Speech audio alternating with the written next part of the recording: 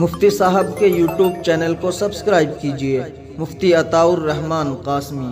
میں اس بات کا اظہار کیا تھا، ہم کو ان سے یقین ہے کہ دستور کے خلاف وہ کسی بھی بل کی اور اس بل کی کوئی حمایت نہیں کریں گے۔ میں بڑی ذمہ داری کے ساتھ یہ بھی اعلان کرتا ہوں کہ جمعیت علماء کسی سیاسی پارٹی کی طرح سیاسی نفع نقصان کی بات نہیں کرتی۔ وقف اللہ کی ملکیت ہے۔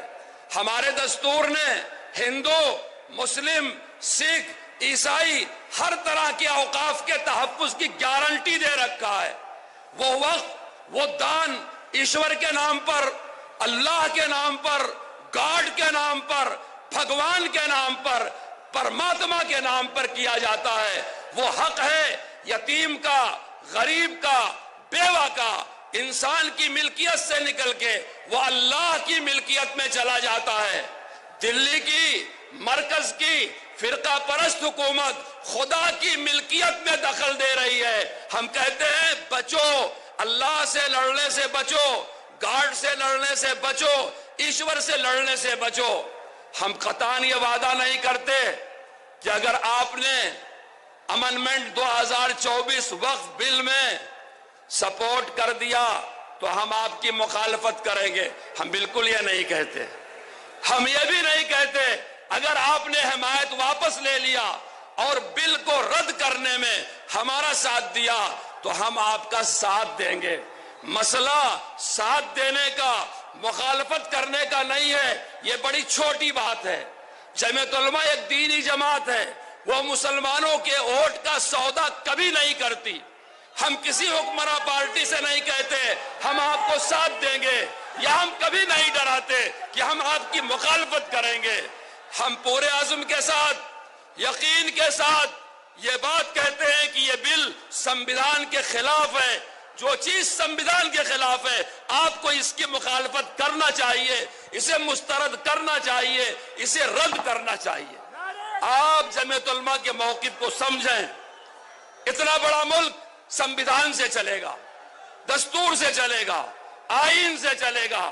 سنویدھان ہمارے بزرگوں نے بنایا ہے، سیکولر بنایا ہے، مذہبی آزادی دی گئی ہے، لسانی آزادی دی گئی ہے۔ کسی کو یہ حق نہیں پہنچتا کسی ہندوستانی کے حق کو غصب کر لے۔ کوئی زمانہ رہا ہوگا اس ملک میں اکبر بادشاہ تھا، کوئی زمانہ رہا ہوگا شاہجہاں بادشاہ تھا، کوئی زمانہ رہا ہوگا کوئی بادشاہ رہا ہوگا، کوئی نواب رہا ہوگا، کوئی آقا رہا ہوگا، کوئی راجہ رہا ہوگا۔ آج سنویدھان نے ہر ہندوستانی کو بادشاہ بنا دیا ہے، راجہ بنا دیا ہے، برابری کا حق دے رکھا ہے۔ ہمارے اوپر کوئی حکمراں نہیں ہے، ہم نے یہ سنویدھان خود اپنے اوپر لاگو کیا ہے۔ ہم ایک آزاد قوم ہیں، ہم کو سنویدھان نے حق دیا ہے۔ اگر اپنے حقوق کو تلف کیے جا رہے ہیں، ہم پبلک مقام پہ اکٹھا ہو کے اپنا احتجاج درج کرائیں گے۔ یہ سنویدھان نے ہم کو حق دیا ہے۔ اگر سنویدھان بنوانا یہ جمعیت علماء کا کام ہے تو اس کو بچانا بھی جمعیت علماء کا کام ہے۔ جمعیت علماء مولانا ارشد مدنی، مولانا ارشد مدنی، آپ قدم بڑھاؤ، آپ قدم بڑھاؤ۔ جمعیت علماء قوم یکجہتی، تحفظ آئین، تحفظ آئین۔ جمعیت علماء ایک مرتبہ اپنے جھنڈوں کو لہرا دو۔ نعرہ تکبیر، نعرہ تکبیر۔ ہماری آواز حکومت کے ایوانوں کانوں تک پہنچنا چاہیے۔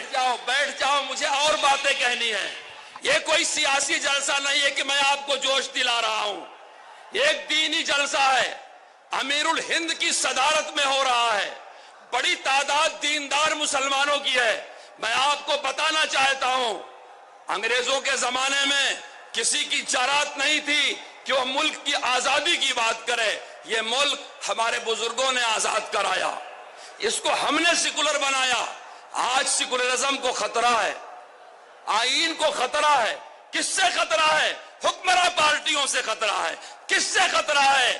ہائی کورٹ کے جج سے خطرہ ہے۔ کس سے خطرہ ہے؟ وردی پہننے والوں سے خطرہ ہے۔ کس سے خطرہ ہے؟ بھگوا رنگ والوں سے خطرہ ہے۔ یہ میں نہیں کہہ رہا ہوں، میرے دیش کا سپریم کورٹ کہہ رہا ہے، بلڈوزر کے فیصلے میں کہہ رہا ہے، موب لنچنگ کے فیصلے میں کہہ رہا ہے، لڑکیوں کے ساتھ صدر جمعیت علماء دیوبند مدارس اسلامیہ، نعرہ تکبیر، نعرہ تکبیر. بیٹھ جاؤ. میں سچائی بیان کر رہا ہوں. سچائی کو ماننا پڑتا ہے، اس کا جواب نہیں ہوتا. جب سپریم کورٹ کہہ رہا ہے آئین خطرے میں ہے، سپریم کورٹ کہہ رہا ہے بلڈوزر کی کارروائی اسمویدھانک ہے. سمویدھان ہم نے بنایا ہے، دھرم نرپیش اس کو ہم نے بنایا ہے، قربانیاں ہمارے بزرگوں نے دی ہے. آج جمعیت علماء سمویدھان بچائے گی. اس تحفظ آئین کے متعلق ایک تجویز ہے جو پیش کریں گے آندھرا و تلنگانہ کے جنرل سیکریٹری مفتی محمود زبیر صاحب. وہ تشریف لے آئیں اور اس کا متن پڑھ کر کے سنائیں. آپ غور سے سنیں. ہم سمویدھان کی حفاظت کی جنگ کو اخیر تک لے جانے کے لیے تیار ہیں. کوئی ہم سے ہمارا حق چھین نہیں سکتا. ایک وقف امنڈمنٹ کا مسئلہ نہیں ہے. ہم سمویدھان کے ایک ایک پکتی کی حفاظت کریں گے، اس کے خلاف کسی کو نہیں کرنے دیں گے.